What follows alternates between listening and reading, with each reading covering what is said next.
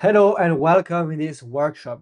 Today we're going to talk and teach you how to build your own exercise program evidence-based. So let's start straight away. You are in the right place if you have been putting endless hours in the gym and you see only minimal results. Or you've tried different fitness program, probably have seen those challenges online, you've tried many different things, but in the end you are not getting the result, you're not getting where you want to be. Or you heard that you can create your own exercise program as well with the AI or whatever you can hear online. Well, we're here to get you out of here with an evidence-based program that's made by you for you. And we understand you because I personally have been there as well, where for many years I've tried to look fit and be healthy, trying different programs every couple of weeks. I wasn't happy because I was not progressing or I was hitting a plateau and it was impossible for me to gain more muscle, to gain more weight, or drop the body fat that I wanted to drop because in the end I was just doing random stuff. And this is where it's done for you because this workshop will make a hand to this feeling of feeling stuck, not being able to move on, not feeling well because you're doing everything right, but you're not getting closer to your goals. Rihanna and I are making this workshop to help you out at Elevate Fitness and Nutrition. We do help people just like you and just like we were before, feeling stuck and needs to moving on. This is about evidence-based information only, and we have seen over time that if you only do exercising or only do nutrition, you might have progress, but you will end up getting stuck into a plateau. And this is why when you mix up a good exercising program plus the right nutrition, you will get a better result, but you will still struggle at some point. And this is where you will need someone, a coach, a nutritionist, or an exercise scientist, just like Rihanna, that have the skills to keep you accountable to yourself, to your goals, and will bring you up exactly where you want to be. And I think for me, it's a big, big difference to have someone next to me that can help me out in my journey to move on, making the right choices. So I'm just telling you that to make you understand that this is a great way for you today to learn how to make your own exercise program, but at some point you will need help. And this is starting now. So get your pen, get a paper, take some notes because you're about to learn how to create your own exercise program with evidence-based information. And there is a lot of detail. There is so much information in this workbook that is waiting for you just down the video. So download, get your copy at the end of this video, and I will see you later on. Hello everybody. We have so much packed into the workbook and we will go through it today, in particular the strength side of things. We'll start off by talking about how to warm up for strength training in particular. We'll go all through strength training and how to actually achieve your goals in the gym and write an effective program. So starting off with strength training warm-ups. A good warm-up needs to follow 3 key steps: mobilize, prime, and activate. Mobilize is focusing on the joints. It allows you to improve your range of motion as well as your flexibility. Priming is when you're activating your muscles, you're stabilizing the core, and you're increasing your heart rate, so you're getting ready for exercise. And activate is using activation or warm-up sets to gradually increase the load, increase the weight to prepare for your main lifts. So first of all, mobilize. How do you mobilize? You need to choose between 1 and 4 movements which target key joints and muscles. So for example, if you are doing an upper body day, then you're focusing in particular on the shoulders, on the spine. If you're focusing on a lower body day, then you're looking at your hips, your knees, your ankles. If it's a full body day, then you may be doing all of those or just some parts of them, depending on if you have any problem areas. Try to perform between 5 and 10 reps per exercise, going for about 2 to 3 rounds or sets. You're moving through the full range of motion without forcing painful positions. So you want to try and get those joints moving as much as they can. Of course, it shouldn't be painful. If it is, it's a good sign to move back a little bit. Make sure that you're focusing on any stiff joints or any problem areas. Once you've mobilized, then it is time to move on to prime. So prime is where you're doing a couple of different exercises. You are doing 2 to 3 rounds of dynamic movements. That is where you're choosing between about 1 and 3 exercises that activate the muscles you're going to use during your first exercise. That could be if you're doing a squat, for example, you're focusing on the lower body, so you're activating the glutes, the hamstrings, and the quads. If you're focusing on upper body, if you're doing something like a chest press, then you'll be focusing on moving the chest in particular. You can also focus a little bit on arms. Make sure that you always activate the upper back because that is used a lot in movements. Once you've done your dynamic movements, then you're going to do 10 to 20 reps of anti-movement, so core exercises. This is to strengthen your core and maintain your stability. Choose one exercise here. And then if you are an intermediate or advanced trainee, then you will do between about 3 and 5 reps of an explosive movement. For example, something like a broad jump or a box jump if you're doing lower body movement to start off with, or if you're doing an upper body movement, it could be something like a plyo push up or med ball slams. Now, if you are not sure which exercises you should put in, that is where you look at your workbook. We have all of these exercises laid out for you. So, for dynamic movements, for each individual movement pattern, which we'll go through, then you just choose the movement pattern you're doing first. Again, we'll go through that so you can understand a bit more. And then you just choose an exercise that correlates to that for the warm up. Same for the core exercise, everything's laid out. You just choose one from that. And same for the explosive movements as well. So everything is in your workbook. Have a look at that. And then once you have primed, you are going to be doing activation. So that is where you're doing activation sets. For your warm up sets, you're doing between about 1 and 3 sets, depending on how hard you are working. First set, doing around about 50% of your working weight for half the number of reps. For example, if you are working up to do a 40-kilo back squat for 8 to 12 reps, then the first warm up set will be about 20 kilos for 4 reps. Then, if you're doing a second warm up set, you're going to increase the weight to about 70%, and you're also going to decrease the number of reps you're doing. So, instead of doing 20 kilos for 4 reps, you might increase it to 30 kilos for 3 reps. And then, if you are doing a third set, which you only really need to do if you are lifting quite heavy, then you're going for about 85% of your working weight for a quarter of the number of reps. So, that would be, using the same example, about 35 kilos for 2 reps. The aim is not to be tired at the end of these. The aim is to just increase the blood flow to the muscles, get them warmed up, improve the mind muscle connection so you're ready to go for your first proper set. Now, how do you progressive overload in each session? Well, focus on hitting your RIR. So these are your reps in reserve. These are the amount of reps that you could do after you finish. For example, if you are at 2 RIR, that means you could do 2 more reps of the exercise, but no more than that. If you're at 5 RIR, you could do 5 more reps, but no more than that. So focus on hitting your RIR targets and gradually increasing the difficulty. We want to stay between about 1 and 4 RIR, so between about 1 and 4 reps away from failure. Training too far away from this is going to slow progress. We know that to build muscle, it is best to go between about 1 and 3 RIR, maximum up to about 5. Past that, you're not going to see much muscle growth. However, training too close to failure too often increases fatigue. So we're ideally staying between about 1 and 4 RIR. When you reach the top of your rep range at the given RIR, try to increase the weight. For example, if your target is 8 to 12 reps and you're consistently hitting 12 reps at 2 RIR, then try to increase the weight the next session. If you're not able to add weight for any reason, then try to increase the reps. Even 1 extra rep per session is still progress. And finally, you can also focus on improving your execution. So focus on better form, more control, and stronger contractions to get more from each rep. Even if you don't increase the weight and increase the number of reps you're doing, if you have improved your form, that is still progressive overload, that is still progress. Then what about progressive overload across weeks? Over the course of around about 6 to 8 weeks, training should gradually become more demanding by implementing any of the following options. First of all, you can focus on decreasing your RIR each week. So start at 3 to 4 RIR in week 1 and then decrease by 1 RIR each week to push closer to failure.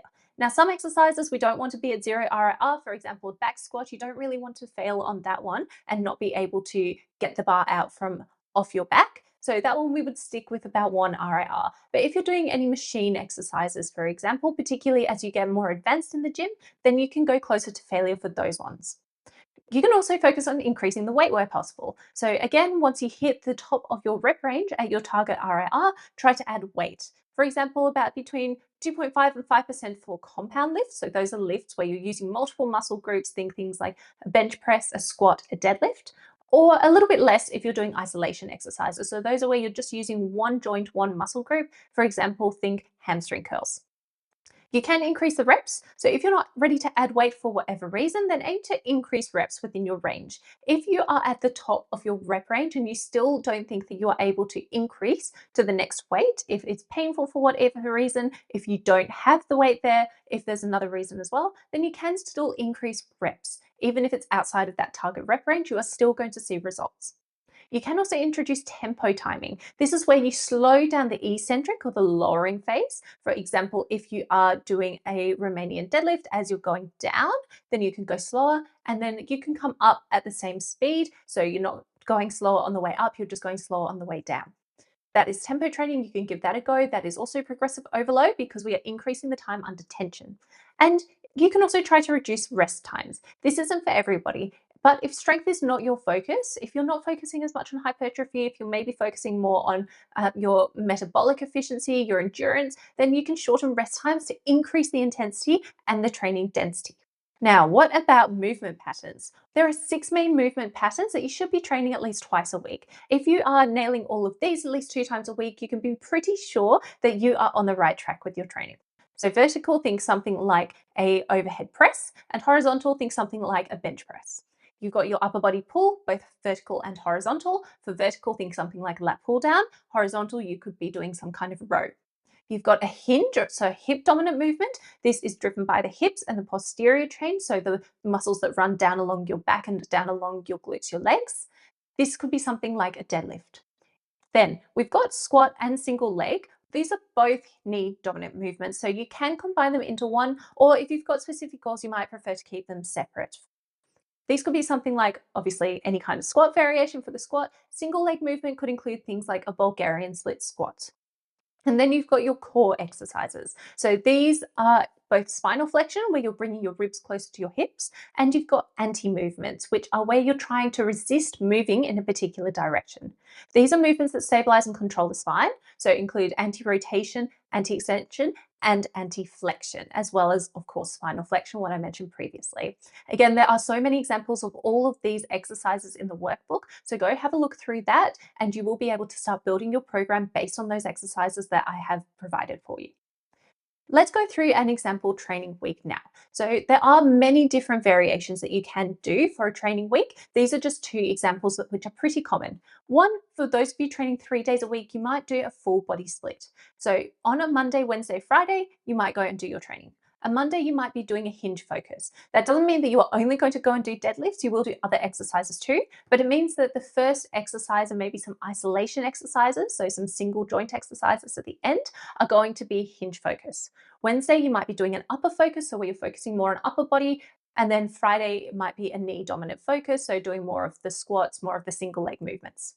If you are doing a 4-day training split, generally it would be something like an upper lower, but of course there are other options as well, like push pull anterior posterior. If we just look at the upper lower, which is the most common one, we've got Monday, Tuesday, upper A, lower A, break on Wednesday, and then Thursday, Friday, upper B or lower B. Now let's go through an example training week if you are doing a 4-day split. For example, upper day 1. You are going to start off, of course, with your warm up, which is an upper body focus. Again, this is in your workbook. I've got everything laid out, so have a look at that. Once you've done your warm up, your activation set, then you might go into your first movement of the day, which is a bench press, a horizontal press. We do that, move on, go into a cable row, which is a horizontal pull. So now we've done a horizontal push and we've done a horizontal pull. We still need to do vertical, which is where we go into a dumbbell military press for the vertical push and a lat pull down for the vertical pull. Once we've finished those, once we've done the main components that we have to get throughout that day, then we can move on and do some isolation work. So focus on areas that we really want to build up and improve on. This might be some triceps, biceps. So you could do superset here, an easy bar bicep curl, and then a cable overhead extension.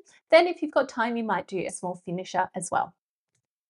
If we then move on to a lower day 1, warm up today is going to be a hinge focus, and then the first movement is going to be a trap bar deadlift. Once you've done that, you would need to do a knee dominant movement. So we'll do a Bulgarian split squat, which is a single leg movement. After that, we've done the 2 main focuses for today, the hinge and the knee dominant movement. So now we're going to throw in another hinge because we want to improve that area and we want to do an anti-extension. So that is some of our core work. We might finish off with an isolation exercise, so a seated leg curl, and then we've got a finisher as well if you've got time for it. I should note here that the finishers are optional. This is focused specifically on someone who wants to lose a little bit of body fat. So we're putting in some cardio at the end to really try and get the heart rate up and help them feel as though they've worked really hard. If we move on to Wednesday, that is a rest day. Depending on your goals, you might do some cardio. You might also just use it as a rest, particularly if you are more of a beginner, then we don't want to overwhelm you and do too much all at once. If you are doing some cardio, some suggestions here, you could do the elliptical, you could do rower, you could do jogging, you could go on the bike for moderate intensity. Either way, making sure to get your steps in. And then we move on to upper day 2. This time we're doing the same warm up, upper body focus, But now we're going to focus on the vertical. Last time we focused more on the horizontal. So we're going to do a chin up and then a machine shoulder press. And those two we are going to do supersets. So vertical pull, vertical press. Then we're going to do two more supersets, a single arm dumbbell row, so horizontal pull, and then an incline bench press, which is a horizontal push. Now we've done the horizontal and the vertical pushes and pulls, we can do some isolation work, which we are going to do with the machine rear delt fly. And we're going to finish that off with the pile off press, which is again focusing on our core. This time it is anti-rotation. If you want to do a finisher, then there is one there for you as well. And then lower day 2, so final training day for the week. We are going to start off with a warm up, which is focusing on knee dominant movements, so squat or single leg focus. After the back squat, we are going to do a dumbbell RDL, so hinge. Now we've done our squat, we've done our hinge, we can focus on some isolation exercises, some more of what we want to do to improve on.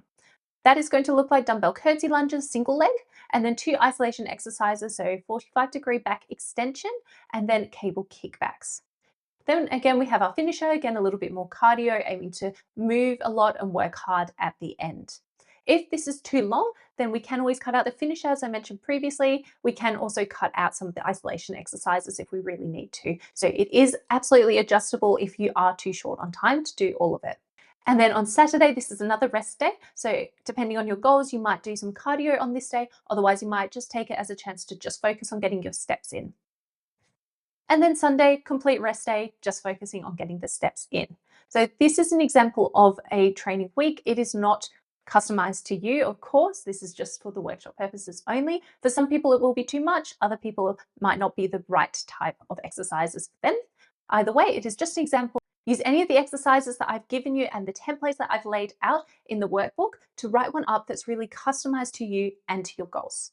Now, moving on to some common concerns. So generally when we get to this point, you're thinking, okay, I'm starting to understand a bit more. I'm learning more than what I had previously, but I still don't know about some things. These are often the things that come up. First one being, I don't have enough time. Now, with not having enough time, generally it is that we choose not to prioritize something. And so you may need to evaluate your priorities. If you are not prioritizing your fitness, your health, that is absolutely fine. It is your choice, but maybe this isn't right for you right now. If you're thinking, no, it's a priority, but I really just don't have time to get to the gym this many days a week, then the good news is that this is really tailored to you. So you can do 2 days a week, you can do 6 days a week in the gym. It is your choice. Obviously, the trade offs are going to be how fast you progress, but that is something that you need to accept and you need to feel as though you are doing what is right for you at this point in time. Remember, you shouldn't really be spending more than an hour in the gym a few times a week. It can be much less than that, and you can still get results. But again, remember that there is going to be a trade off. So that is just something for you to work out what you're comfortable with. Next one is, I've tried everything before. Well, when I hear that, I really do wonder, is that really the case? Have you tried absolutely everything? Because to get somewhere that you haven't been before, you need to do something that you haven't done before. It's nothing unheard of. It really is more just about consistency and smart planning. The reason that you might have not gotten to where you want to be before, even though you've been working hard, isn't that it's due to a lack of commitment or anything like that. It might just be that you need a bit smarter planning and we need to adjust some things to make it really specific for you and for your body. What about if you don't know if this is going to work for you specifically? Well, if you come and coach with us, then everything is completely tailored to you. There is no cookie cutter approach. Remember that everybody's journey is going to look different, and that's why we keep evaluating your progress and making adjustments based on your physical, your emotional, and your mental responses. If you're not sure if you're ready to coach with us, then this is a great starting point using this workbook and reaching out to us if you've got further questions. And then what about I don't have access to fancy gym equipment? Good news is you don't need it. You can join a gym or you can even just start with home workouts and then progress from there. Now, remember, if you are just doing home workouts with body weight, chances are you're actually going to progress past that pretty quickly. And so then it might be worth looking at either getting some more equipment or joining a gym. Either way, you don't need to have a wide range of things. You can do really quite well with just the basics. Now, I will pass back to Killian to finish us off. Hello again, guys, and yes, there's only three options that I can see. Either keep going what you were doing before and get stuck into a random workouts or programs that you're trying to figure out yourself, but you don't know exactly if that's gonna work on the long term and blah blah blah. Or use the information that Rena gave you today so you can build your own exercise program. If you feel like it's too much work and it's overwhelming still, then I suggest you to take a step forward and contact us.